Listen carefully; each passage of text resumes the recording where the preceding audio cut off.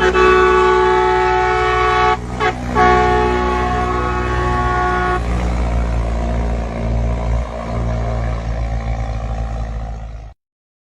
manda um WhatsApp para Moisés, ele deixa separado lá. Então, já procura a DEDA, já pede a revista, porque aí, já na décima ou na 11ª lição, você já consegue ter a sua revista em mãos, tá? Porque fica até mais fácil de programar. O irmão Zé fala, ó, dá para você passar lá?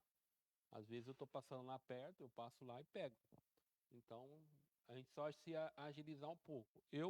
Por exemplo, eu nem precisaria comprar a revista, né? Eu tenho um software que baixa a revista diretamente no computador. Então, quando chega lá, eu abro o software, já alerta, já diz que a revista está disponível, eu só vou lá, baixo a revista e está no meu computador lá. Mas eu gosto de ter o físico. No caso, eu tenho optado em comprar os livros agora.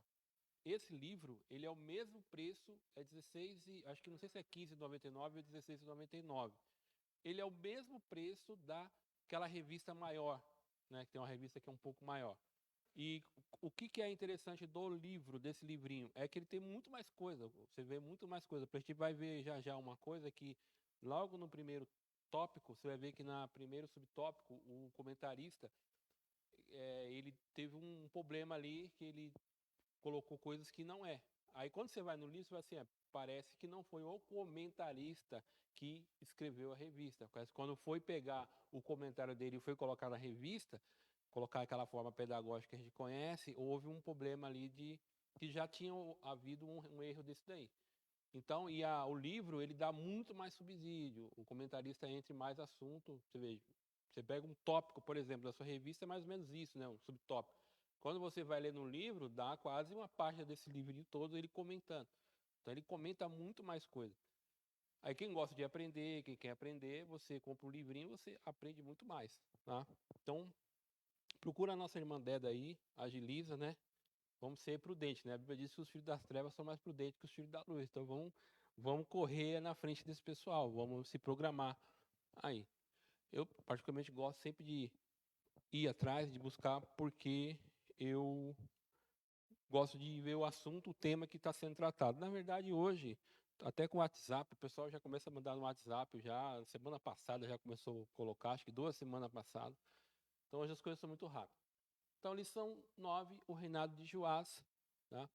Então a gente vai sair um pouco agora de falar dos profetas, vai começar a voltar a falar agora dos reis, né, de Israel, ainda que nós voltamos para o reino do norte, tá?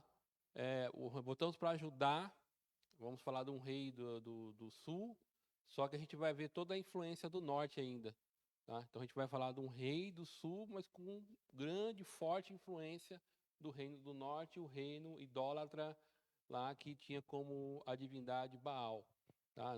Vamos ver ainda o rastro da família de Acabe e de Jezebel sendo infiltradas, vamos dizer assim, no sul. O tema do trimestre, né? O plano de Deus para Israel em meio à infidelidade da nação, as correções e os ensinamentos divinos no período dos reis de Israel. Comentarista, o pastor Cleiton, né? Ivan. Eu só não vou falar o sobrenome porque não dá para minha língua, não. Então, falta aí 4 lições para a gente finalizar o trimestre. Leitura bíblica diária e o texto áureo. Vamos lá? 1, 2, 3. Texto áureo. Não te desampare, benignidade e a fidelidade. Ata-os o teu pescoço, escreve-a na tábua do teu coração, e acharás graça e bom entendimento aos olhos de Deus e dos homens. Provérbios capítulo 3, versículo 3 e versículo 4. Verdade prática, para ter uma vida de constante comunhão com Deus, é necessário abandonar todo tipo de idolatria e confiar nele inteiramente. A leitura bíblica em classe, ela está registrada, eu não vou ter por inteiro, eu sei que está em 2 Reis 11, do versículo 1 ao versículo 3, depois 2 Reis capítulo 12, do versículo 1 a 5, depois a gente vai para o versículo 17 e 21. Amém? Então aí a leitura bíblica em classe. Diz assim: vendo, pois, Atalia, mãe de Acasias, que seu filho era morto, levantou-se e destruiu toda a descendência real.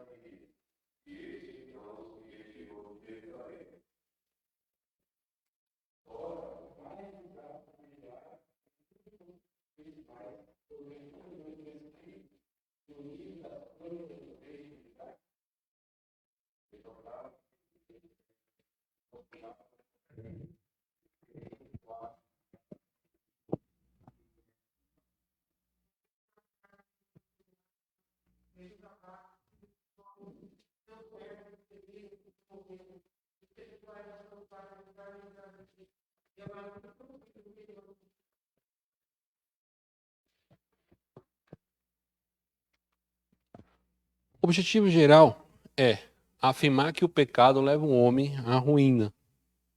O Joás, ele é um rei que começa bem, mas termina mal, né? Os objetivos específicos: apontar o livramento de Joás das mãos de Atalia, assinalar a restauração do templo e caracterizar a idolatria de Joás, a decadência do seu reinado.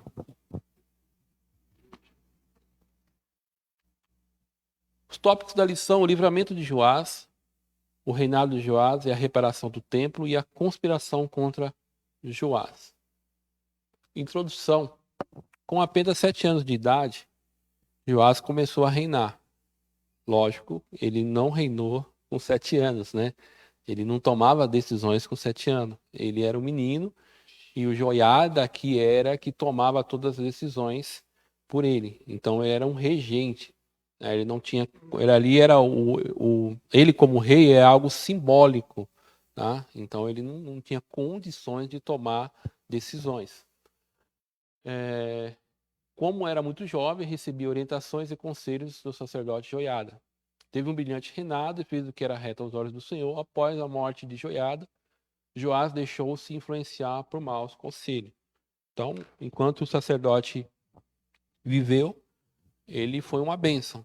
E foi até consenso, estava vendo pessoas falando no grupo, a pessoa que deveria se dar mais destaque, na verdade, era o próprio Joiada nessa lição, não o Joás, né? Porque quando a gente olha, vai lendo o capítulo 12 de 2 11, 12, depois a gente vai para o capítulo 21, 22, 23, a gente começa a ler a história no todo o contexto, você vai vendo a importância do sacerdote Joiada naquele momento de de tanto de levantar, de não deixar a descendência de Davi, né, a dinastia de Davi se perder, e ele tem consciência disso, e após ser proclamar rei, ele se preocupa com toda a reforma espiritual de Israel, ele convoca o povo, faz aliança com o rei, com o povo, para que haja toda uma limpeza, vamos dizer assim, da idolatria em Israel. Então ele tem um papel importantíssimo dentro ali desse período do reinado de Judá, que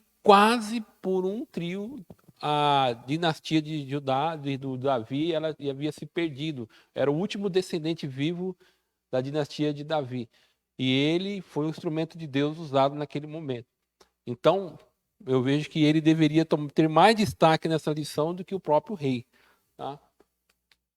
Ponto central: quando pecamos, nos afastamos de Deus, tomamos decisões ruins e perdemos tudo o que conquistamos. É interessante de ver isso, né? Como ele começa muito bem, tem todo um preparo ali, o sacerdote, uma mentoria do sacerdote, trabalhando ele, formando ele, mas depois o sacerdote morre e aí tem os que estão em volta e ele vai ser aconselhado por esses e começa uma trajetória totalmente estranha. Quem leu a história dele na Bíblia, você fala assim, como é que pode? Você faz esse questionamento, como é que pode ele chegar a esse ponto? Né? E veio de um reinado brilhante, a forma como ele conduziu, né? Chegou um momento que os sacerdotes, os levitas não conseguiam levantar recursos, ele fica bravo, chama o joiado, o que está acontecendo? E você vê toda a preocupação dele na reconstrução, na reforma do templo. Aí, quando você vai indo no final da vida dele, você vê as atitudes que ele toma, as ações que ele coloca em prática, fala assim, como é que pode uma pessoa chegar nesse ponto? E aí é um ponto que a gente tem que refletir, né? Então, que a gente tem que tomar a responsabilidade das coisas. O livramento de Joás. Quem pode ler o primeiro tópico na revista de vocês aí? Alguém pode ler para mim? Só o primeiro aí. Primeiro subtópico, do tópico 1. Um de cada vez, por favor, tá?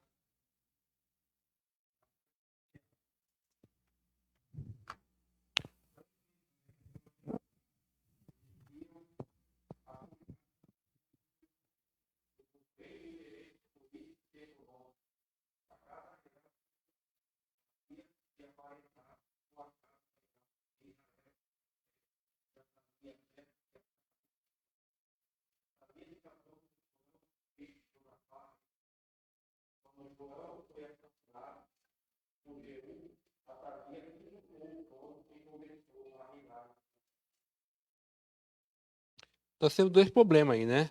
O primeiro problema é que a Thalia, ela não é neta de Acabe, tá? Ela não é neta. Deixa eu ver aqui. A Thalia se casou, ele fala assim, a Thalia, neta de Acabe e Jezebel, a gente tem um problema, ela não é neta, ela é filha de Acabe. O outro, quando Jorão foi assassinado por Jeú. Jorão não foi assassinado por Jeú. Quem foi assassinado foi Acasias. Tá? Obrigado, Márcio. Acasias que foi assassinado. Então a gente tem um problema aqui e é muito comum, tá? Confundir nomes. Se eu confundir nomes aqui, vocês me perdoem, porque é muito nome. Que você tem o Jorão e o Georão. Ter essa noção.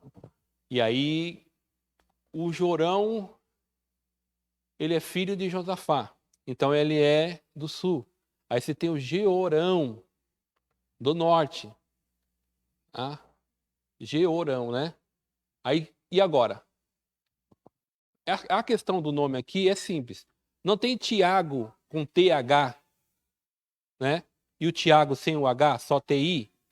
Mas você vai ver que a pronúncia é a mesma, não muda a forma como a gente fala. É a mesma coisa do nome Jorão.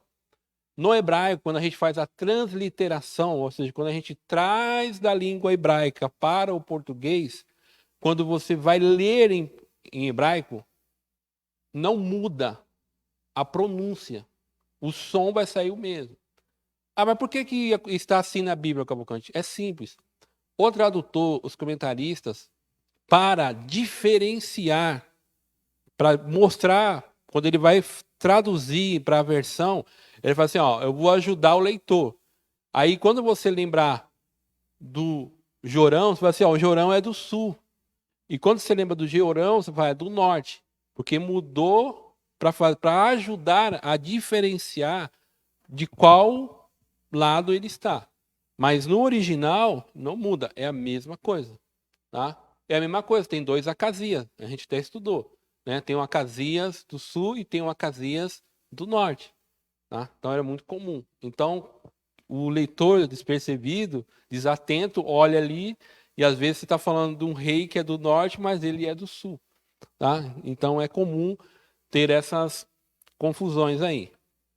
Tá? Então, Atalia, filha de Acabe e de Jezebel, se casou com Jorão, filho de Josafá.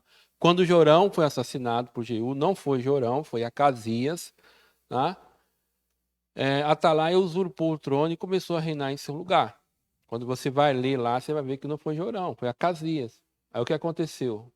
O Jorão, lá do norte, saiu, foi ferido em guerra. O Acasias, filho de Atalaia, foi ao norte visitar o tio dele. Aí, quando chega ao norte, o Jeú começou o cumprimento da profecia lá do Elias. Né? Acho que Elias ou Eliseu começou a cumprir. Ele está matando lá o pessoal lá. E o Acasias foi bem nesse momento e ele estava lá, o Jeú aproveitou a oportunidade, tu precisava ir para o sul, estava ali e também assassinou Acasias. Aí nesse momento, a Thalia, ela usurpa o reino do sul, tá? E aí ela se torna ela é a rainha mãe e ela se torna agora a governadora do sul de uma forma ilegítima. Ela não tem a descendência de Davi, tá? Ela não é um descendente de Davi. Então, é só ler o 2 Reis 11, 12, e depois você vai lá para as crônicas, a partir do 21 até o 24, você vai ter toda essa informação. É aquela coisa, como é que eu faço? Você pega, vai lendo e vai marcando.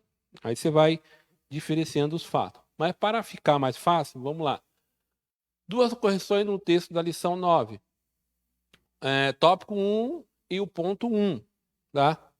Diz assim, Jorão, ou Jeorão de Judá, esposo de Atalaia, não foi assassinato. Antes morreu de grave enfermidade. Aí você tem que ler lá em Crônicas, capítulo 21, para ter informação. O Jeorão, que foi morto por Jeú, foi o irmão de Atalaia, rei de Israel.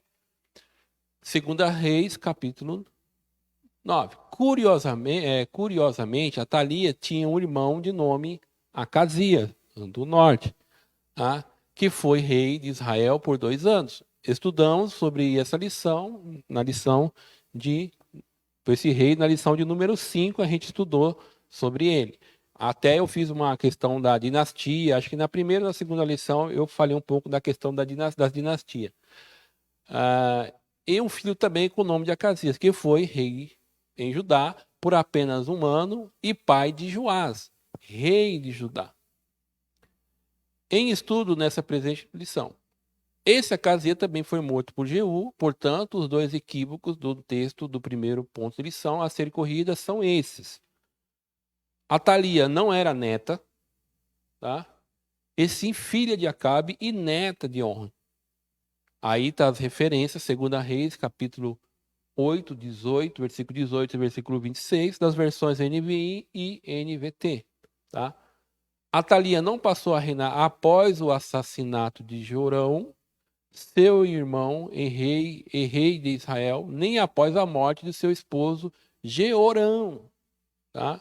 Então, Jorão e Jeorão tem que dar confusão, né?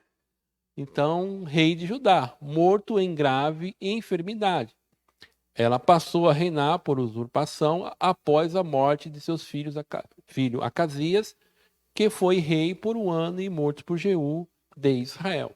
Quem fez essa correção foi o Tiago Rosas, né? Ele tem um canal, tem uma página no Facebook, tá? Tirada aí as dúvidas, então você pode corrigir na sua revista aí, onde está neta, você coloca filha, onde está o Jeorão, você coloca o Acasias de Judá, tá? Que é o filho de Atalia. Todo mundo compreendeu tudo certinho, né? Se não compreendeu, é só pegar.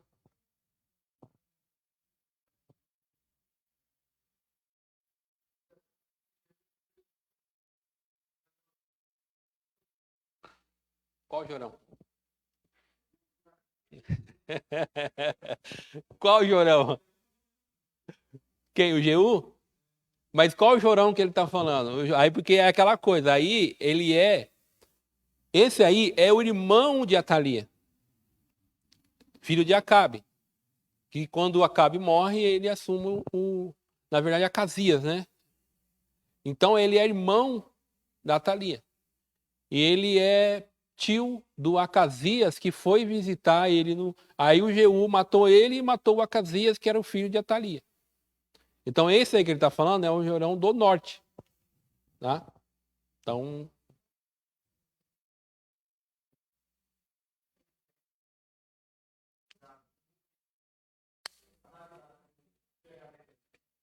o quê?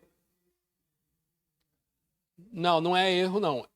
Ele colocou isso aí, eles colocam essas diferenças. Se ele coloca dois Jorão, imagina Jorão. Se coloca dois Jorão, lá, Jorão. Aí ia ficar mais complicado. Você vê que é o Jorão e o Georão. Aí você tem que marcar qual que é. Qual que é? Georão ou Georão? Jorão? Jorão? Aí vai depender da versão. Aí é aquela coisa. Quem está acostumado com uma versão só, né? Aí tem um problema. Aí você tem que. Aí o que tem que ver? Aí tem que ir lá na. Quando está falando, na passagem que está falando do rei, aí vai falar. Porque há uma forma que tanto reis como crônicas trabalham. Eles colocam assim: Acasias reinou no ano tal em Judá. Ele reinou, ele tinha tantos anos, reinou tantos anos. Aí ele já está falando que esse rei é de Judá. A mesma coisa vai acontecer no norte. Então, por essa descrição que o texto bíblico vai fazer, você vai saber, no caso dos dois Acasias e no caso dos dois Jorão. Aí você vai saber qual que é. Só que você tem que prestar atenção na descrição que o texto está falando. Qual foi o reinado dele, qual o tempo que ele reinou, entendeu? E qual localidade, se ele é do norte ou do sul. O tradutor não tem muita o que fazer, ele tem que optar. Tá? E aí quem vai corrigir isso? São os pastores, os professores de escola bíblica, os professores de seminário que vai ajudar as pessoas a diferenciar isso. É o que a gente está tentando fazer aqui. Eu acho que agora vai ficar também melhor quando colocar esse organograma aqui. Árvore genealógica dos reis do rei Joás de Judá. Aqui, eu até citei isso aqui, que houve um problema quando a gente falou um pouco sobre quando mistura as duas dinastias.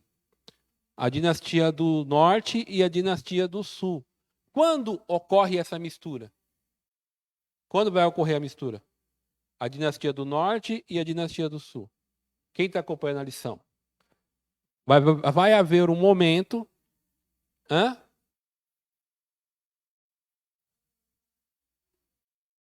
Aí você tem uma mistura das dinastias do norte, uma dinastia ímpia, com a dinastia de Judá.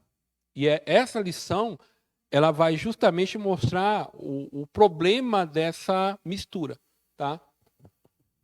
Acabe e Jezebel. Aí você tem Acabe e Jezebel, irmão, eles são de que lado? Norte ou sul? Norte ou sul? Norte.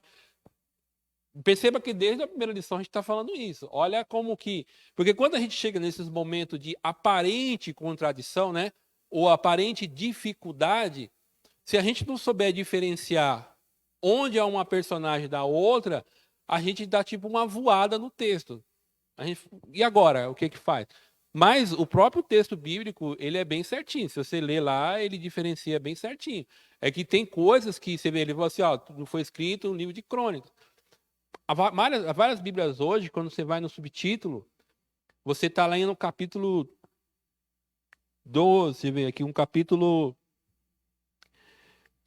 12, versículo 17. Aí ele diz assim, ó, Segundo as Reis, capítulo 12, versículo 17, ele vai falar onde está a passagem paralela. Segundo as Crônicas, capítulo 24, do versículo 23 ao versículo 27. Então, as próprias Bíblias hoje, eles colocam lá bem pequenininho em cima. Essa passagem que você está lendo, ela também vai ter uma outra referência lá no livro de Crônicas. Então, quando você pega a perícope, né, que é essa parte da Bíblia que você está lendo, do capítulo, né, que é esse pedacinho, aí quando você vai lá no Crônica, muitas vezes um livro de crônica ele vai te dar uma informação a mais que no caso você não tem no livro de Reis, ou vice-versa. Então, sempre é importante a gente ler as duas passagens paralelas, entendeu? Para ampliar a nossa, o ambiente, a nossa informação sobre o que nós estamos lendo. Tá? Então, ler a Bíblia não é só pegar lá e ler. Vai ser, quando você olha isso. Isso é muito comum, por exemplo, nos evangelhos. Não é? Os evangelhos, você tem uma passagem que está dizendo que um cego está, que Jesus está entrando, outro diz que Jesus está saindo. E agora, como é que faz? Então, você tem que ler os dois, colocar os dois assim em destaque e entender até a questão histórica, arqueológica, para saber que é uma antiga Jerusalém e a outra é a antiga Jericó e a nova Jericó. Tá? Então tem essas nuances do texto que tem que ter essa calma para ler. Então, e Josafá e a esposa, tá? Não fala, mas Josafá, ele é do sul, certo? Se Acabe e Jezebel é do norte, Josafá é do sul. Aí Acasias e Jorão, tá? Acasias e Jorão, percebe? Aí você tem aqui Atalia, que vai casar com Jorão, né? De Judá. E aí, parece que o Jorão tem outra esposa. Por quê? Porque o Joás, ele... O que vai acontecer com o Joás? Quem leu a revista, né? O que aconteceu com o Joás?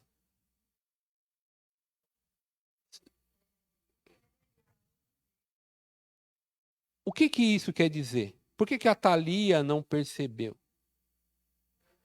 Logo, o que eu quero dizer? Logo, Atalia, esse menino possivelmente não é filho de Atalia, concorda? Exatamente. Se fosse filho de Atalia, como ela não sabia qual filho, que está faltando um filho. Entendeu? Então, esses são aqueles detalhes do texto que a gente olha e fala assim, quando eu leio, eu falo assim, se o Joás fosse filho de Atalia, ela percebia que um dos filhos não foi eliminado. Tá?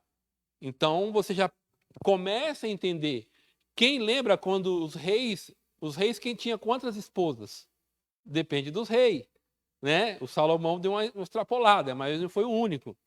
Então, quando você começa a olhar, e eu tenho dito isso desde o começo da lição, você vê lá que os reis têm muitas mulheres, né? Poligamia. Logo, um rei, ele poderia ter mais de uma esposa, então ele tinha muitos filhos. Então, os filhos eram príncipes, princesas. A Atalia, quando ela vai eliminar a dinastia do seu esposo, de Acasias, o que ela está falando? Ela está fazendo o quê? Ela está eliminando toda a concorrência. Ela está deixando nenhuma pessoa que reivindique o trono novamente. Tá? Então, aí a gente vê ali, quando mistura as duas casas, aí você tem Zíbia de Judá, Acasias, Jeozebá, que é a irmã, Omei, a irmã de Acasias, que é casada com o sumo sacerdote Joiada, tá? Que é por isso que ele vai ficar lá no templo. Tá? Aí você tem lá o Joiada, né? Que é o sacerdote, é o sumo sacerdote, Joás e Zacarias. Por que aquilo ali é importante? Porque o Joás vai mandar matar Zacarias. E possivelmente, provavelmente, eles eram primos. Tá? As referências estão lá embaixo, irmão. Ó. Depois, quem quiser dar uma lida, só pegar aquelas referências. Agora, com as informações, parece que dá muita confusão.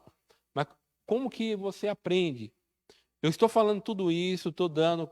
Quem precisar, tem como você mandar isso para mim? Depois da aula, você me dá seu WhatsApp, eu mando isso para você. eu mando isso para você. Aí você pega, senta lá na sua casa, né, ou na cama, ou na mesa, e você começa a olhar para o texto bíblico. E aí é assim que se aprende, irmão. Realmente. Aí depois você vai lá, você vai ler, vai pesquisar, vai olhar os dois textos, vai comparar. Aí sim, aí você aprendeu. Depois que você aprendeu, toda vez que a gente voltar nesse assunto, você vai ficar mais confortável. Alguma pergunta aqui, irmãos? Alguma dúvida? Hã? Alguém quer fazer alguma colocação aqui nessa parte? Que aí a gente vai embora, tá? Então, você vê que e sabe o que é legal? É gostoso você ler o texto bíblico e quando você vai começando a ver essas coisas, vai vendo isso daí. Por exemplo, você vai ver que a Thalia é morta, aí você fala assim, mas como é que pode matar? Só que quando você vê o que ela fez, e essa informação você vai só ter em Crônicas, acho que no capítulo 24. O, o, o grau de descaradamento que ela faz com o templo, tá? O que ela faz? Por exemplo, ela manda saquear o templo, roubar os objetos sagrados do templo para colocar no templo de Baal. E essa é uma das coisas que, com certeza, provocou uma ira nas pessoas de Judá. Lembrando que Judá é onde está, vamos dizer assim, a maioria dos remanescentes, das pessoas que realmente serviam ao Senhor, que tinham um compromisso com Deus, tá? Ainda que a idolatria ela fosse tolerada, tá? No próprio capítulo 2 vai dizer que o Joás faz uma reforma, porém ele ainda deixou os lugares altos. A idolatria não foi acabada de uma forma assim totalmente, tá? Então o sul ainda tolerava a idolatria, tá? Isso mais para frente a gente vai ver é o motivo porque o Joás volta a praticar a idolatria, ele se desvia do Senhor, porque ele não eliminou totalmente, tá? Então aqui tranquilo? Podemos ir? A coragem do sacerdote Joiada. Deixa eu ver.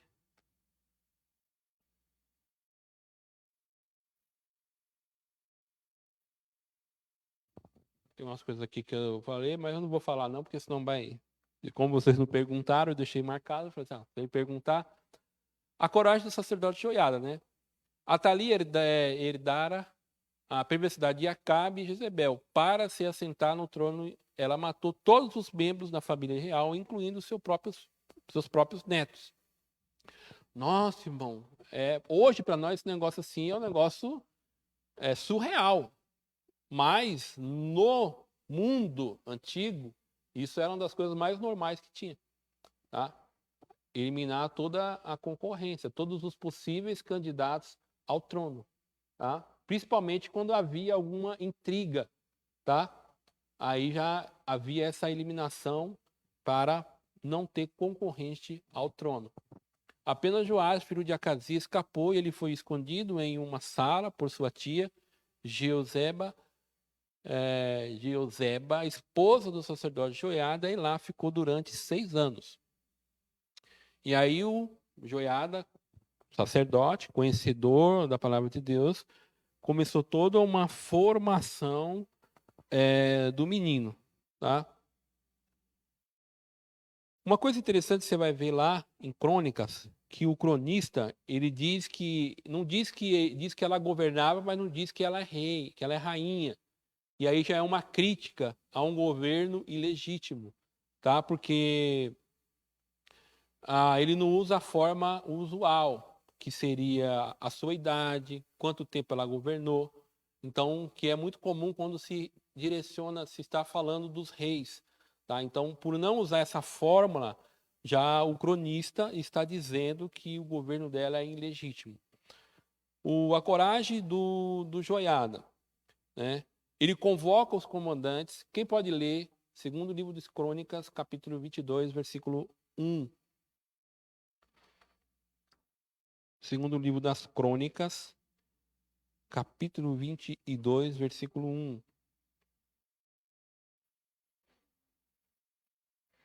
Deixa eu ver se é o 22, 1 mesmo.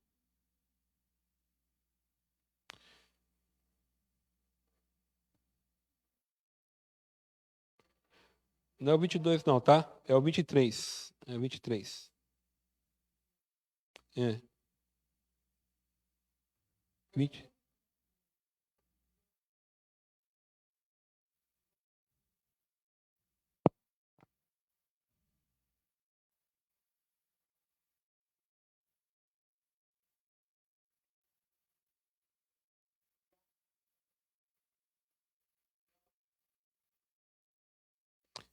Percebe aqui que a NVT diz que ele decidiu agir, né? Decidiu agir. E ele está com o menino há 6 anos. O que está acontecendo nesse período, né? A Thalia está governando a nação por 6 anos. E ela é filha de Jezebel. O que ela está fazendo em Judá? Ela está implantando e ampliando a idolatria de Baal no Reino do Sul. Lembrando, e no Reino do Sul tem toda uma resistência. Os sacerdotes estão lá, o templo está lá. A própria rainha, ela está afrontando o Deus de Israel, porque ela manda saquear o templo. Essa informação vai estar lá em 2 Crônicas, acho que no capítulo 24, versículo 7. Ao longo dos anos, os seguidores da perversa Atalia haviam arrombado o templo de Deus e usando os objetos sagrados do templo do Senhor para adorar a imagem de Baal. Você vê o grau de descaradamento dela. Ela mandou saquear o templo do Senhor. Mandou arrombar as portas e tirar os objetos sagrados e levar ao templo de Baal. Né? Então, aí o sacerdote Joiada, ele fala, precisamos agir agora. Tá? E aí, o que possivelmente fez com que ele agisse? O que ele pensou? Eu preciso agir. Quem pode ler o próprio capítulo 23 e o versículo 3? Capítulo 23, versículo 3.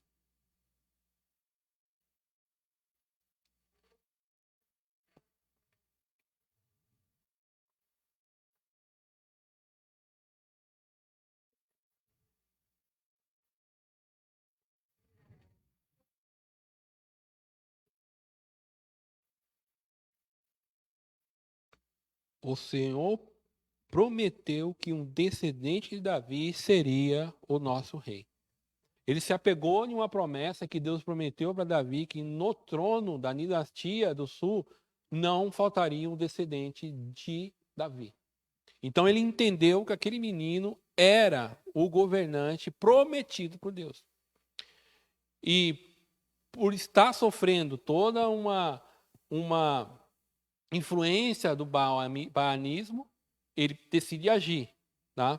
E aí, dentro dessa promessa, e não só isso, não dá tempo de falar do Joiada. O Joiada é um homem de Deus mesmo, um homem de Deus, instrumento de Deus, tem consciência do que ele é.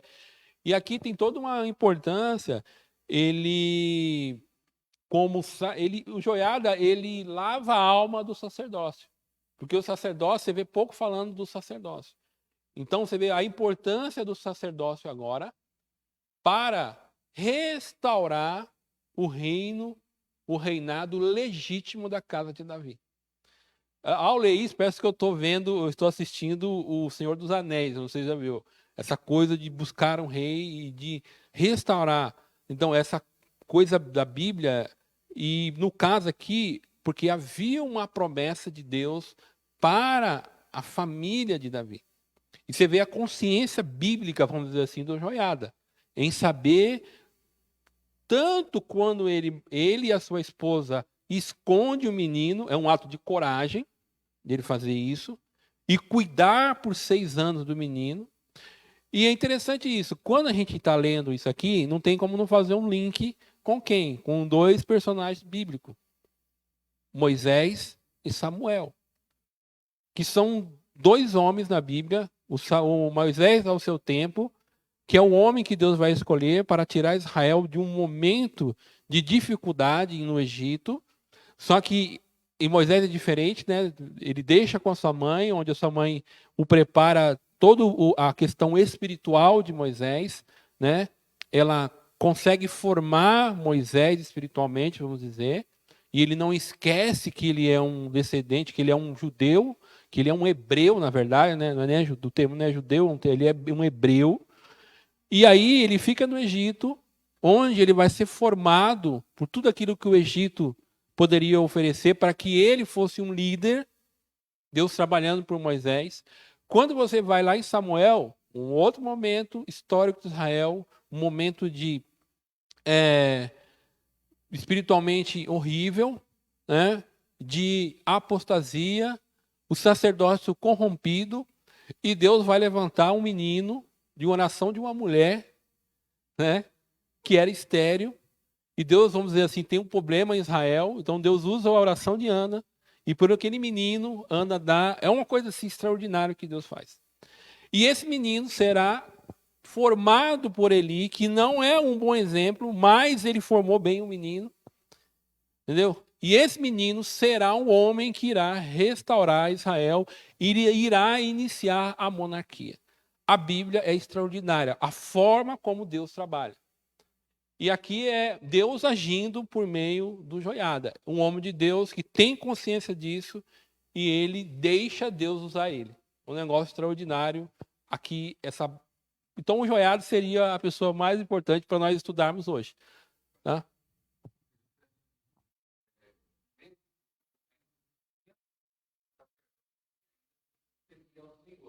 Porque nós vamos ter mais para frente, o próprio Ezequiel falando, ele vai falar, procurei entre vós um homem que está na brecha.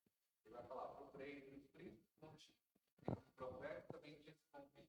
Entre os príncipes também se tinha desviado. Então Deus ia trazer juízo, porque ele procurou entre os profetas, entre os sacerdotes, não tinha, entre os príncipes, não tinha, entre o seu povo, não tinha. Que é mais ou menos o que está acontecendo hoje. Mas nesse período, tinha um homem podia ser usado na brecha. É o que acontece hoje. E todas as classes, Deus sempre vai procurar alguém que ele possa usar. Às vezes a gente olha para o governo, a gente olha para algumas empresas, mas Deus tem procurado alguém para que ele possa usar. Eu sou jogado. Não você vai ver no final desse provérbio, tanto em Ezequiel, em Miqueias, em Zacarias, todas as classes vão estar corrompidas, simulando muito o final do tempo. Né? No final do tempo, há uma corrupção tão grande, tão geral, Deus parece que não consegue encontrar alguém. Aí é interessante, porque quando Deus não consegue achar alguém para restaurar o seu povo, ele usa o adversário, o inimigo, para corrigir o seu povo, que é a Síria e Babilônia, que é os instrumentos de Deus para corrigir o povo, entendeu? E não é que Deus não tinha remanescente, é que o ápice da idolatria chegou a um ponto da apostasia que Deus agora vai ter que usar um instrumento externo para poder, vamos dizer assim, purificar a nação, dar uma lição à nação, entendeu? Que a nação o abandonou. Amém? Então o sacerdote Joiada, como um líder espiritual, honra o sacerdócio em Judá. Tá? A estratégia é bem sucedida. Joiada combinou com os capitães da guarda e no dia planejado por eles, destituíram Atalaia do trono, proclamaram Joás como rei de Judá. Joiada naturalmente passou a ser corregente com Joás, pois esse não tinha condições de reinar por ainda ser uma criança. Eu coloquei aqui eu não sei se, deixa eu ver. Eu acho que eu vou ler. Vou ler porque é importante a gente ler, porque é a questão da estratégia dele. Aqui a estratégia de Joiada. Deixa eu ver aqui se eu não consigo ler. Assim, ó, vocês devem fazer o seguinte. Aqui ele está. Como que nós vamos agir? Ele decidiu agir. Agora, como que nós vamos agir? De que forma? Aí ele começa a colocar a estratégia em ação. Aí ele diz assim: fazer o seguinte: quando os sacerdotes e os levitas entrarem em serviço no sábado, uma terça parte de vocês ficará de guarda das portas. Outra terça parte irá ao palácio real e a última terça parte ficará de guarda na porta do alicerce. Os demais permanecerão nos pátios do templo do Senhor. Lembre-se, apenas os sacerdotes e os levitas do serviço podem entrar no templo do Senhor, pois foram consagrados. O restante do povo deve obedecer às instruções do Senhor e ficar do lado de fora. Aqui você vê toda uma consciência espiritual dele. Não é porque ele está assim, ó, vai misturar todo mundo, vai entrar qualquer pessoa. Não, ele fala a preocupação que ele tem. Só os sacerdotes consagrados ficarão dentro do templo. Aí você vê toda a preocupação que ele tem de fazer isso e não profanar o templo. Tá? Vocês, levitas, posicione-se em volta do rei, de armas na mão. Tá?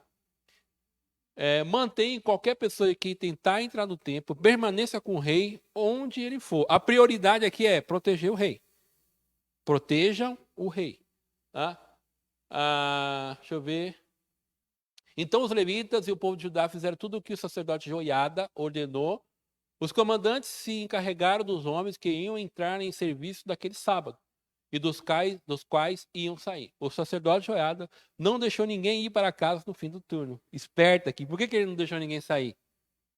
Inteligente. Para não correr o risco de vazar a informação. Então, ninguém sai, todo mundo fica aqui. A inteligência do homem em fazer tudo isso.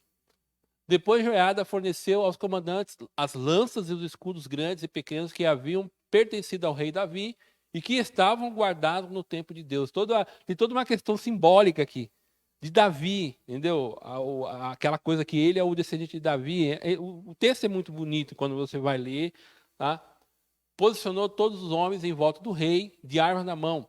Formaram uma fileira desde o lado sul do templo até o lado norte e ao redor do altar. Então Joiada e seus filhos trouxeram Joás, o filho do rei, para fora, puseram a coroa em sua cabeça e lhe entregaram uma cópia da lei. Depois ungiram Joás e o proclamaram rei, e todos gritaram: viva o rei. Tá? Quando você lê lá o Salomão, parece que está a história voltando novamente. Toda uma preocupação, e o Salomão está no começo sofrendo uma conspiração, né, do irmão dele. Aqui o reino foi usurpado pela Atalia e o sacerdote Joiada fazendo toda uma estratégia para restaurar o reinado de Davi agora. Tá? Amém, irmão? Alguma colocação aí? Perguntas? Tá? Eu acho bonito assim, né? As coisas não são de todo jeito, né? Deus usa o homem, mas toda a inteligência que Deus deu para ele organizar tudo isso, para fazer tudo aquilo para restaurar a dinastia de Davi. Então, o sacerdote, como um homem temente a Deus, destruiu os sacerdotes de Baal e conclamou o povo para remover o seu templo e despedaçar a imagem e altares e refazer aliança com Deus. Isso está no capítulo 23, no versículo 16 e 17. Joiada fez uma aliança entre ele e o povo e o rei, estabelecendo que seriam o povo do Senhor. Todo o povo foi ao templo de Baal e o derrubou, demoliram os altares, despedaçaram os ídolos e executaram matar o sacerdote de Baal em frente aos altares. Há uma coisa aqui de observação. Tem um templo de Baal em Judá, que o do norte foi destruído por Jeú. Você vê o grau de proliferação que estava o culto a Baal no sul, onde estava o templo de Deus. E aí você vê que ao restaurar a posição, o reinado, né, a dinastia de Davi, ele também se preocupou em restaurar a questão espiritual do povo. E aí ele faz uma aliança entre o rei, entre o povo, para que o povo seja o povo do Senhor. Aí o povo entende, começa a haver toda uma destruição, só que lá, acho que no capítulo 12 de 2 Reis, vai dizer que não foi totalmente, tá? Acho que é até interessante nós lemos aqui, né? Voltamos lá no capítulo número 12 de 2 Reis. Quem achar aí me ajudar a passar a parte. O 12, versículo 3, né? Mesmo assim, não destruiu os santuários idólatras, e o povo continua a oferecer sacrifício e a queimar incenso nesses lugares. Diz que ele fez o que era certo ao Senhor, porém, ele não fez isso de uma forma plenamente, não fez isso totalmente. Tá? Então, mas a gente vê toda a preocupação do Joiada. Mas o Joiada podia fazer mais. Irmão, olha o que esse homem está fazendo. Ele não pode fazer tudo. Aqui a gente aprende uma coisa. Aqui uma aplicação muito rápida até do que eu estou falando. A gente sempre fala dos perigos da idolatria, do desvio, daquilo que nós somos salvos em Cristo Jesus. O que nós estamos recebendo essa manhã é uma formação bíblica, teológica, espiritual. Só que se eu falo alguma coisa, os pastores quando pregam ensinam, mas se você realmente não se preocupar com a sua vida pessoal, buscar a Deus de todo o coração, e você não olhar em seu raio de ação aquilo que lhe pode prejudicar, coisas do passado que pode ser prejudicial, em um momento de tristeza, em um momento de fraqueza, e se você e nós não olharmos para Deus, o autor e consumador da nossa fé, e buscarmos socorro em Deus, pessoalmente, não adianta. Então, tudo isso que você está recebendo nessa manhã, ou durante o tempo que você vem sendo moldado, trabalhado por Deus, por aquilo que a palavra de Deus tem sido ensinada, e você não ter consciência pessoal disso, não adianta. Porque vai chegar, Paulo diz isso lá em Efésios, capítulo de número 6, o dia mal chega, irmão. O dia mal chega, e naquele dia mal, se não estiver revestido de toda a armadura de Deus, cai. Cai, passa por um processo de sofrimento do caso do pecado, e depois tem todo aquele período da restauração, de buscar a Deus. Então não adianta, o Joiada fez o que era possível a ele. E a gente faz o que é possível. Agora, cada um de nós temos que ter consciência, né, qual altar está ainda de pé na nossa vida. Né? Qual altar? E também tem uma coisa importante aqui, né? O menino foi levado ao templo e ficou guardado ali. Aí você também tem uma aplicação para nós, para os nossos filhos. Onde os nossos filhos estão sendo criados? Né? Nós temos escondido os nossos filhos, temos formado os nossos filhos. Ah, irmão, mas ele pode desviar. Irmão, não fizemos nossa parte.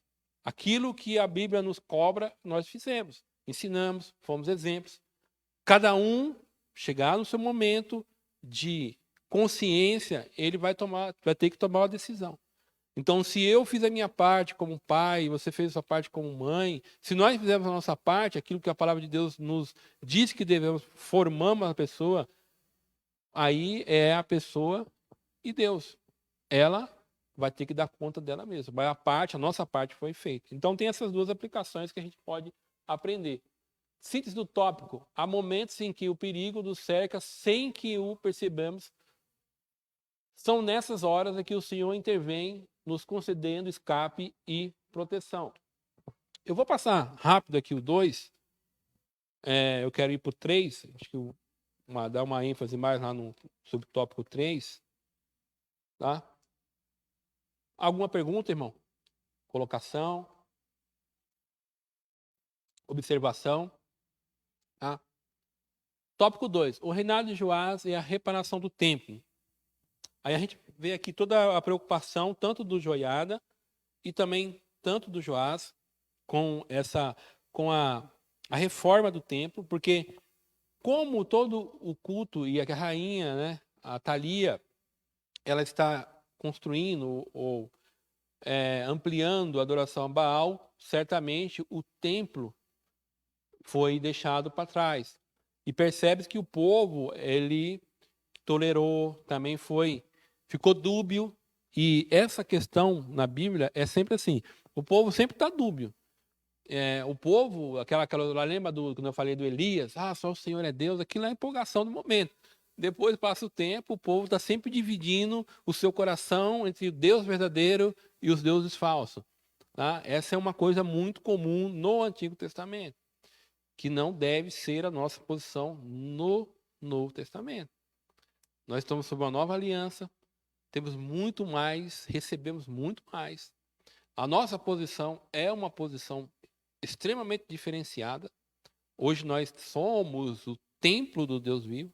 Naquele tempo, o templo de Deus vivo era Deus se manifestava no templo, mas ele não estava no templo. Hoje Deus se manifesta na nossa vida e habita dentro de nós. Então, nós estamos numa aliança muito melhor. Tá? Mas não quer dizer que o mal continua sendo o mesmo. Ele está sempre em derredor. A arrecadação para reparar o templo. O reinado de Joás foi muito próspero enquanto Joiada o aconselhava. Joás incentivou o povo e o sacerdote a arrecadar oferta para a manutenção do templo. Você vê toda a preocupação dele em restaurar. Por causa do quê?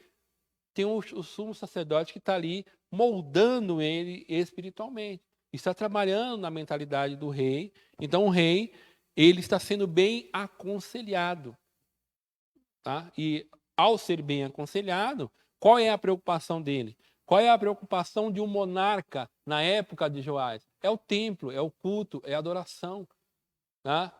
É reinar de uma forma justa, de uma forma correta, dentro daquilo que a palavra de Deus estabelece. E você vai ver que nos primeiros momentos, nos primeiros 15 anos dele, ele faz isso de uma forma exemplar, tá? A fidelidade dos tesoureiros. Aí você vê que tanto o rei, tanto aqueles que serviam, a preocupação que eles tinham com as coisas de Deus, tá? Então, um detalhe muito importante nessa arrecadação foi a fidelidade com que os sacerdotes e os tesoureiros reais administravam o dinheiro. Funcionários de Joás é um importante modelo, funcionários de Joás é um importante modelo a ser seguido para desfrutarmos de bênção do Senhor. Então, a forma como administrava o dinheiro. Então, o dinheiro ia para quem devia ir. No caso, ia para os pedreiros, para os escultores, né? Só que quando sobrou esse dinheiro, essa informação você vai ter lá em Crônicas, tá? Em Reis diz que o dinheiro ia para os trabalhadores. Mas lá em Crônica diz que o dinheiro que sobrou, ele pegou e colocou na casa de Deus. Colocou lá, deixou guardado no templo do Senhor. Tá? Então você vê tanto a fidelidade daqueles do sumo sacerdote, como os tesoureiros de Joás. Aqui, a gente podia aplicar isso para um monte de coisa, irmão. Como nós administramos nosso dinheiro, tá? Como a igreja administra o seu dinheiro, como a liderança administra o seu dinheiro, tá? E aí, aquela coisa, eu peguei alguma coisa, comprei, eu tenho que pagar. O pastor Ignacio fala, você não é obrigado a comprar, mas se você comprou, você é obrigado a pagar, né? Então, como que a gente lida com o dinheiro, como que a gente tem todo o cuidado. Aí isso porque, assim, tudo que nós recebemos são bênçãos de Deus, tá? Aí a gente pode aplicar tanto na nossa vida, como nós, aqueles que estão na frente da igreja, que lidam com o dinheiro que está comprando. Tá? Essa questão, eles também davam conta daquilo que entrava e saía. Então, não importa a quantidade que está sendo administrada, Deus jamais se agradará de qualquer subtração de valores financeiros ou vantagens pessoais. Não te desampararei a benignidade e a fidelidade. Ata o teu pescoço, escreve na tábua do teu coração, achará graça e bom entendimento aos olhos de Deus e dos homens. Tá? Benignidade e fidelidade.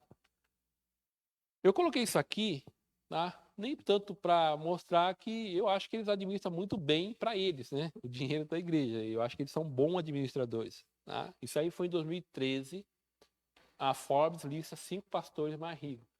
O título ele é pejorativo, tá? A reportagem, a publicação estimou a fortuna dos principais pregadores evangélicos do Brasil. Aí coloca o primeiro, esse cidadão com quase 2 bi a fortuna dele. Eu concordo que ele administra muito bem.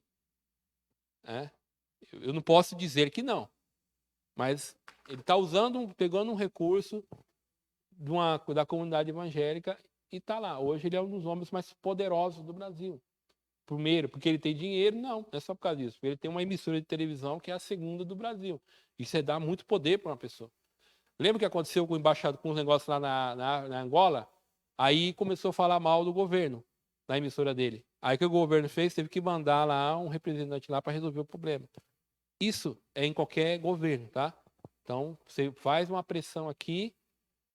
Quem é rede social, as emissoras são o Twitter deles. Então, quando eles querem reclamar de algum político, de algum governante, ele começa a queimar a pessoa lá. Qualquer um, independente. Então, isso é poder na mão, irmão, tá? É poder. Então, ele tem muito poder, tá? E aí, por que eu estou colocando isso aí? Porque esses aí são maus exemplos, né? Isso não cabe um líder ter tanto isso de dinheiro. Aí tem esse segundo. Eu não estou falando nome por causa da que está gravando, tá? Então eu vou evitar falar nome. Então vocês estão vendo aí, tá? Acho que depois não sei se o Cássio coloca lá, 444 milhões. Imagina, um líder evangélico. É muito dinheiro. Outro, tá? 300 milhões. Outro, 250 milhões. Outro, 130 milhões. Então, qual que é o ponto aqui? O ponto não é eles terem dinheiro. É muita grana. E eu, particularmente, não acho que eles roubam dinheiro. Eu não acho que é roubo, não, tá? Eu não acho que eles roubam. Eles realmente vendem muita coisa.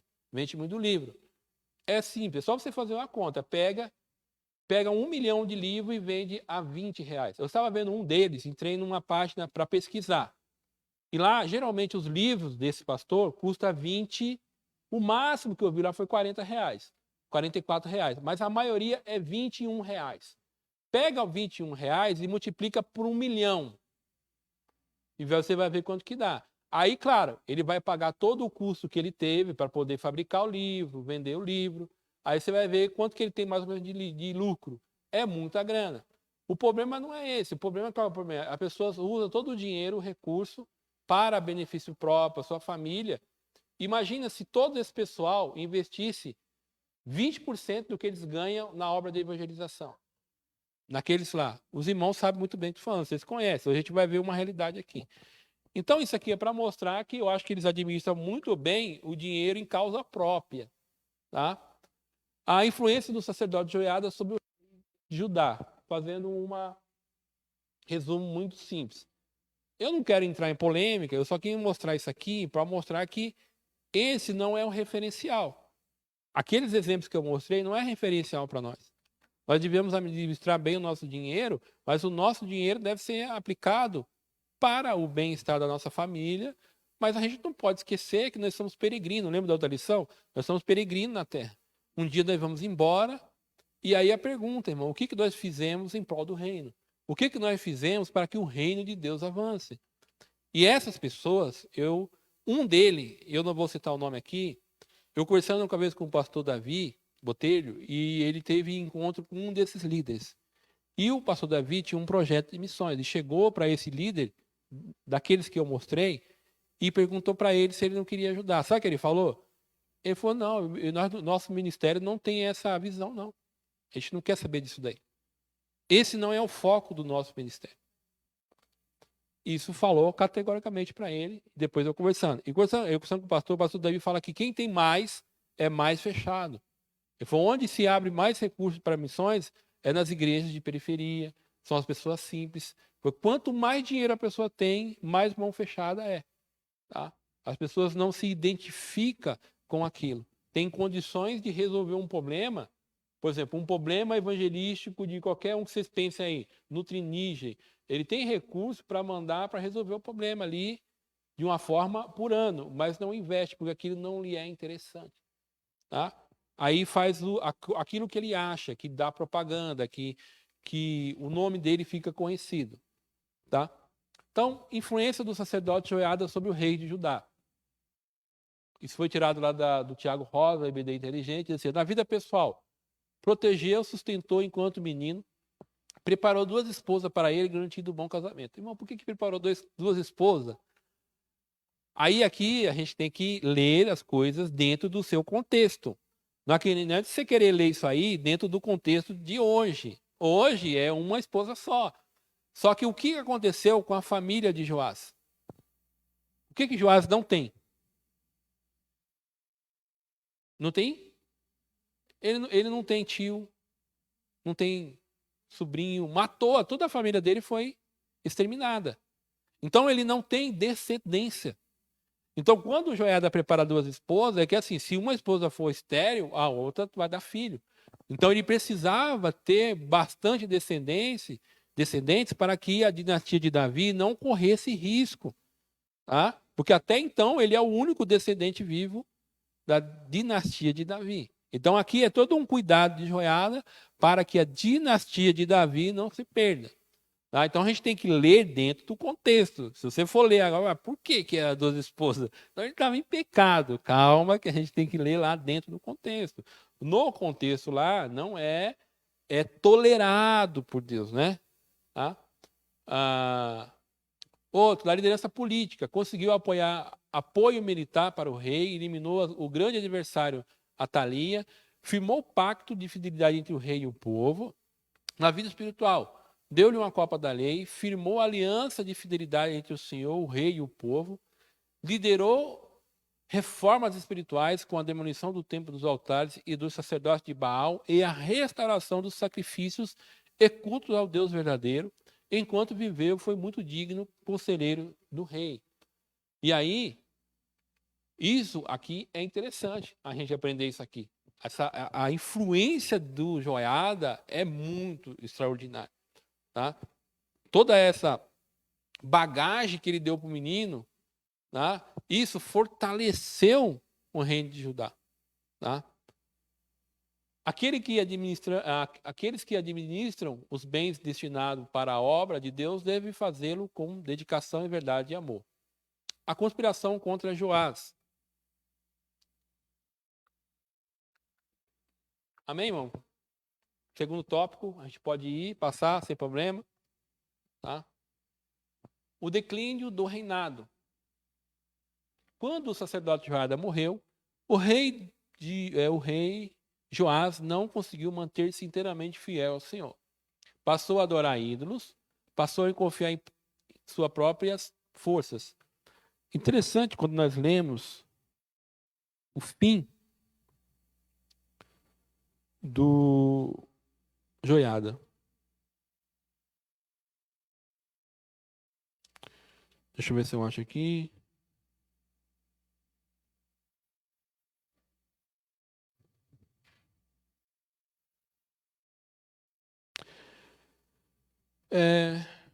Capítulo 24 de Crônicas, versículo... Letra pequena é um problema. Versículo 14. Quando todos os reparos foram concluídos, trouxeram ao rei e à joiada os recursos que sobraram. O valor foi usado para fazer diversos objetos para o templo do Senhor, utensílios para o serviço e para o holocausto, além de vasilhas e outros objetos de ouro e de prata. Enquanto o sacerdote Joiada viveu, os holocaustos eram oferecidos continuamente no templo do Senhor. Agora, olha o seguinte. Joiada viveu muitos anos, e morreu em idade avançada, com 130 anos.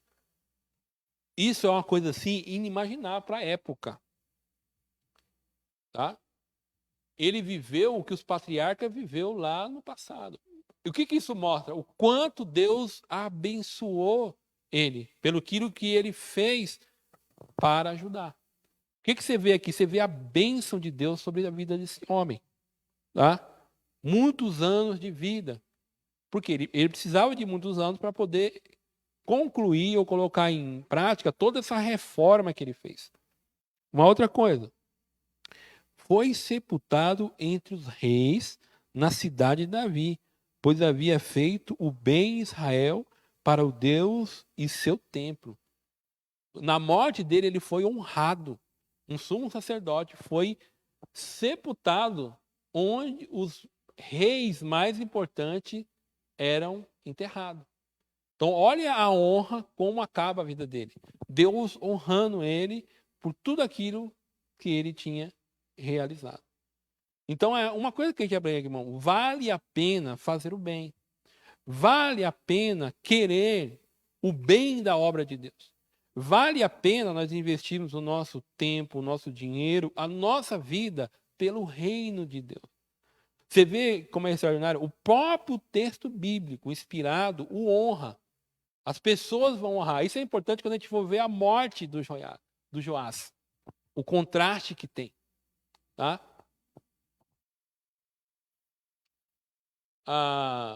As más decisões de Joás e a sua desobediência resultaram na falta de prosperidade do reino e na perda de sua confiança em Deus. Quando entrarmos pelo caminho tortuoso, o da apostasia, a apostasia é um desvio deliberado, consciente de Deus.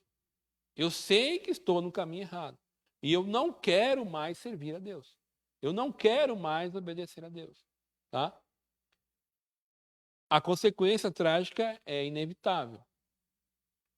E aí começa todo o rei da Síria quando ele começa a praticar a apostasia, o rei da Síria vem para Israel com um exército bem menor, invade, entendeu? E aí ele, na verdade, nem chega a invadir, ele já pega os utensílios da casa do Senhor, ele dá a redenção sem lutar. Ele já dá os despojos, entendeu? Isso mostra o quê? Que ele não confiava no Senhor. Tá? E depois da morte de Joiada, o versículo 17 do capítulo 24, depois da morte de Joiada, os líderes de Judá vieram ao rei Joás, se curvaram diante dele, e ele ouviu os seus conselhos. Abandonaram o templo do Senhor, o Deus dos seus antepassados, e adoraram postes de Acera e ídolos. Por causa desse pecado, a ira de Deus veio sobre Judá e Jerusalém. Perceba que sempre teve pessoas más no reino. É que a influência de Joiada não deixava essas pessoas se aproximar do rei. Então, perdeu o bom conselheiro, uma coisa é aquilo que eu disse. Aprendeu, mas ele era um rei fraco, ele não tinha personalidade. Então, nós temos que ter personalidade, nós temos que tomar as nossas decisões por nós mesmos, naquilo que nos fomos formados, naquilo que nós recebemos. Nós não podemos ficar dependentes só daquilo, só de orientação dos outros. Tá? E ainda assim, o Senhor enviou profetas para trazê-los de volta para ele. Os profetas advertiram, mas o povo não quis ouvir. Então, você vê, os más conselheiros foram lá, aconselharam mal o rei. Deus, o que Deus faz? Deus intervém por meio dos profetas, envia profetas para dizer ao rei que o caminho estava errado. Tá? Então, o Espírito de Deus veio sobre Zacarias. Lembra do Zacarias, que possivelmente é o primo dele? O Zacarias, ele é o sumo sacerdote. Você vê que ele não tem mais, o sacerdócio perdeu a conexão com o rei, não tem mais aquela influência que o Joiada tem. E aí o que Deus vai fazer? Deus vai pegar esse sacerdote e vai usar como profeta agora. Talvez por ele ter a proximidade com o rei. Aí, deixa eu ver aqui. E o filho do sacerdote Joiada, Zacarias, filho do sacerdote Joiada, ele se pôs em pé diante do povo e disse: isto é o que Deus diz. Porque vocês desobedeceram aos mandamentos do Senhor e com isso deixaram de prosperar. E por isso deixaram de prosperar, visto que abandonaram o Senhor, agora eles o abandonou. Então, os líderes conspiraram contra Zacarias e o rei ordenou que ele fosse morto por apedrejamento no pátio do templo do Senhor. O rei Joás não levou em conta a lealdade que Joiada, pai de Zacarias, lhe havia demonstrado e matou o seu filho. As últimas palavras de Zacarias antes de morrer foram: que o Senhor veja o que está fazendo e vingue a minha morte. Olha o grau que esse homem chegou. Ele ouviu os maus conselhos, começou a apostasia, adorar outros ídolos. Deus levanta profeta, ele não ouve os profetas. Então Deus levanta agora o homem, possivelmente, que é mais próximo dele, uma referência para ele, que o pai de Zacarias foi o homem que formou e que ele devia muito a Joiada. Mesmo assim ele não ouve, ele consente, manda matar e não leva em conta o que o Joiada fez por ele. Você vê, olha o grau que chega. Aqui, eu não sei que os irmãos ou irmãs leram essa passagem, essa parte da Bíblia. Quando você está lendo, eu li tanto o capítulo 11, 12, 13, capítulo 21, 22, 23 e 24. E quando você faz uma linha do tempo, né? Você vai vendo tudo que Deus fez por meio de Joiada, como ele protegeu o Joás, como ele formou o Joás, como ele teve ali nos momentos mais difíceis, como ele se preocupou todo com a sua formação espiritual, política, pessoal, né? Foi um conselheiro ali próximo. E então agora ele não leva nada disso em conta. E quando o filho desse homem se levanta, e olha a coragem do Zacarias, né, um homem usado por Deus, e mesmo assim ele não reconhece, ele não se arrepende, ele manda apedrejar. Olha o grau que chega. Muitas vezes a gente fala assim, hoje não é muito diferente. O que a gente tem visto? Talvez na mesma proporção do Joás. Talvez a gente não chegue no mesmo nível de apostasia. Mas quantas vezes nós esquecemos da lealdade ao Senhor quando nós pecamos? Quando nós nos afastamos do Senhor, nós esquecemos de todos os benefícios que o Senhor tem nos dado. Né? E aquele momento de pane, de bug, né? Dá um piripaque na nossa mente ali, e a gente simplesmente esquece do Senhor e praticamos aquilo que o desagrada. Tá? E aí vai acontecer muitas coisas na vida dele.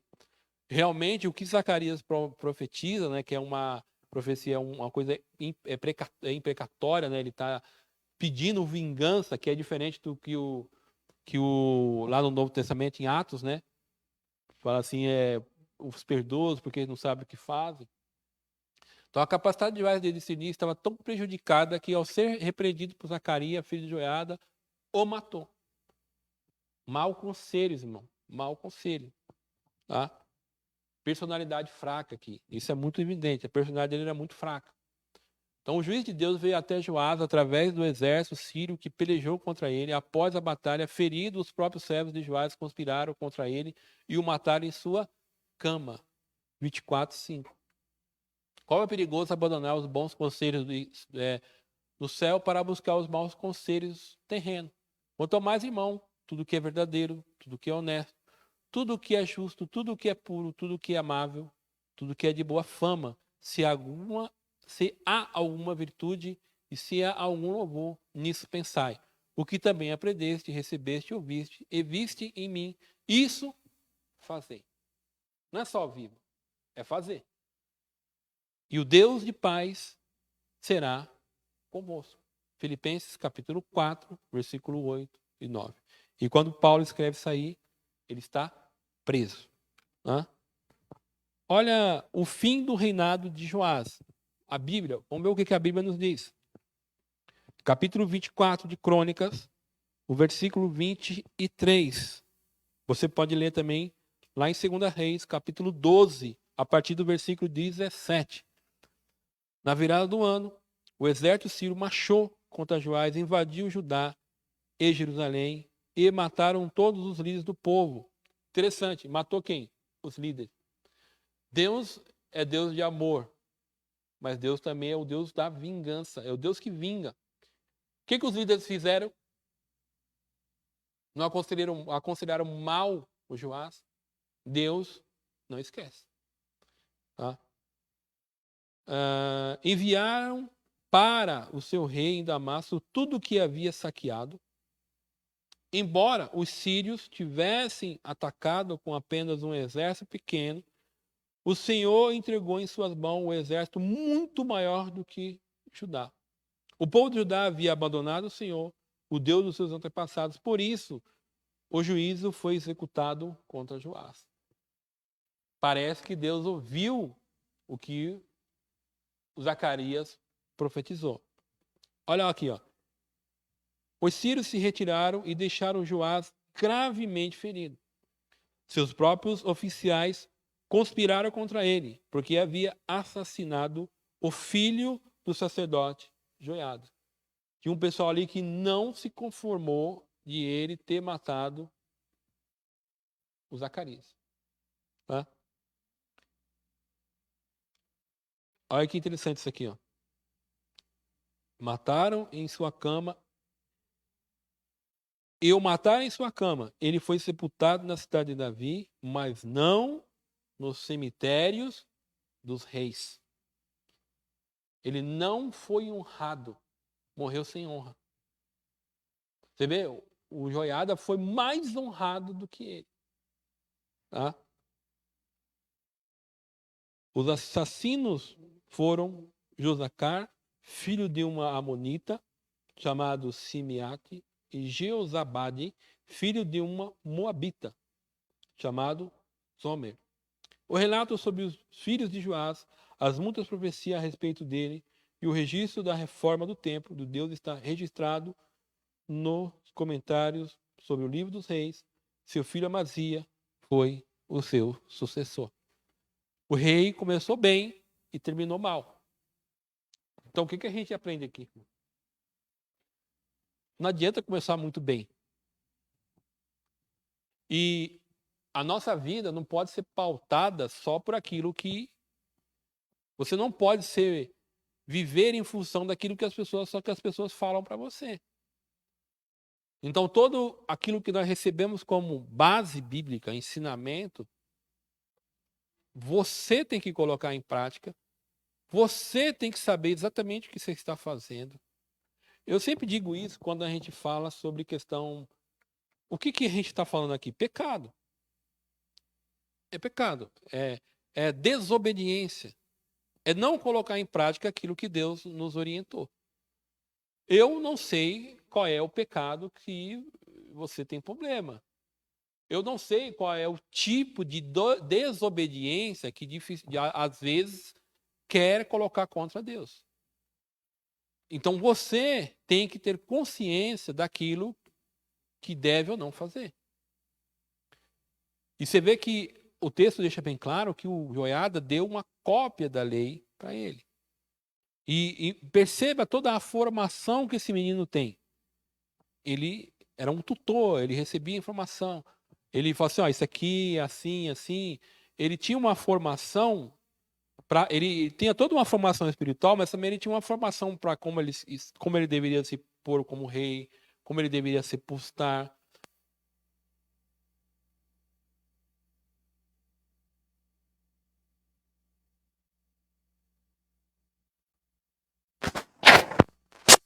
O próprio Joiada, né, quando a estratégia que ele toma.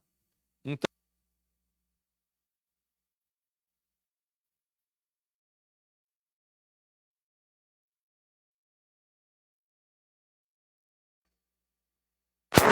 ele vai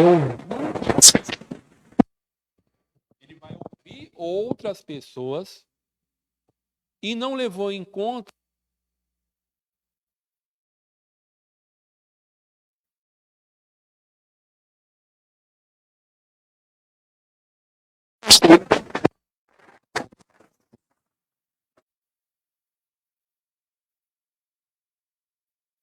Então, tudo isso que nós estamos aprendendo, ou nós aprendemos no decorrer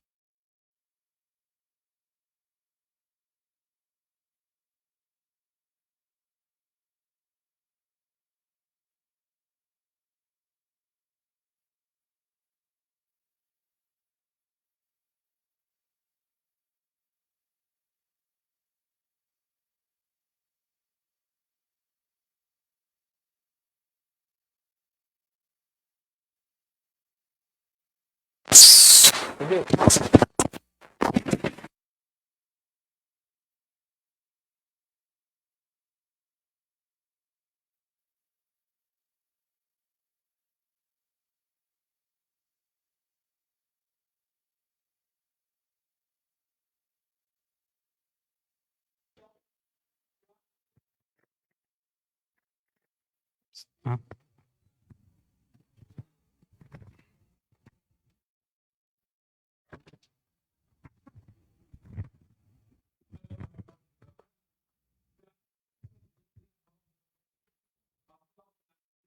Perdeu completamente a noção da justiça ao mandar assassinar o profeta Zacarias. O reinado de Joás entrou em decadência e ele acabou assassinado por 2 de seus servos. Perguntas: por quanto tempo Joás ficou escondido? Fácil, né? 6 anos.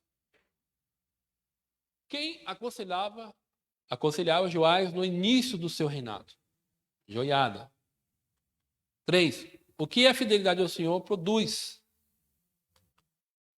A fidelidade a Deus enobrece a alma e traz respeito para quem o pratica. Tá? As pessoas olham para a pessoa e falar: essa pessoa é uma pessoa de Deus. O próprio texto mostra em toda a trajetória e até na morte dele como ele foi honrado. Como se comportou Joás após a morte do sacerdote Joiada?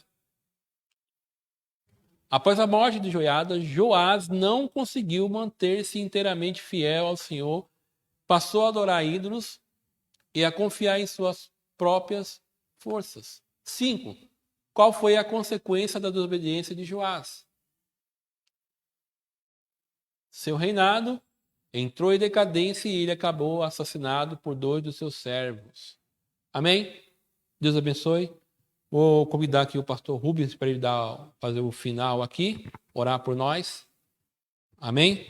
Que Deus nos abençoe. E não esqueça, irmão, procure a Deda, já encomende a sua revista. Se você não acertou, já aproveita para acertar lá. Amém? Porque aí vamos comprar a revista com antecedência para a gente não ter problema de falta de revista. Se a gente deixar para a última semana, aí chega lá, não tem mais nada. Meus irmãos, Pai do Senhor, amém? Vamos agradecer a Deus por tudo aquilo que nós aprendemos nessa manhã, né? A gente olha os reinados, como que os reis agiam. Tinha rei que ia muito bem, tinha rei que começava bem e terminava mal. O caso do Asa também foi um rei bom em Judá, mas terminou mal também, né? E é um exemplo para nós, né? Temos que perseverar até o fim e bem até o fim, né? Para que nós possamos alcançar a coroa da salvação. Amém? Vamos orar a Deus, Pai, em nome de Jesus. Nós queremos agradecer ao Senhor, meu Deus, por este dia, por esta manhã, a qual o Senhor nos concedeu, Pai, a graça de nós estarmos na sua casa, Senhor, para aprendermos a sua palavra, Senhor. Nós agradecemos pela vida de cada irmão, cada irmã que aqui, Pai, está, que se levantou, Pai, da sua cama, Pai, deixou a sua cama para poder estar aqui aprendendo a sua palavra, Pai. Que o Senhor possa abençoar a cada um ricamente, Pai, espiritualmente, meu Deus, também pela vida do teu servo, a qual nos ensina, Senhor, a tua palavra. Senhor, em nome de Jesus, nós te pedimos e te agradecemos. Senhor, leva-nos de volta ao nosso lar, nos guardando, nos livrando de todo mal, Senhor. Abençoa o dia de cada um, é o que te peço, em nome de Jesus, Pai. Abençoa o culto logo mais à noite, Senhor. É o que nós te pedimos e te agradecemos. Amém, Jesus.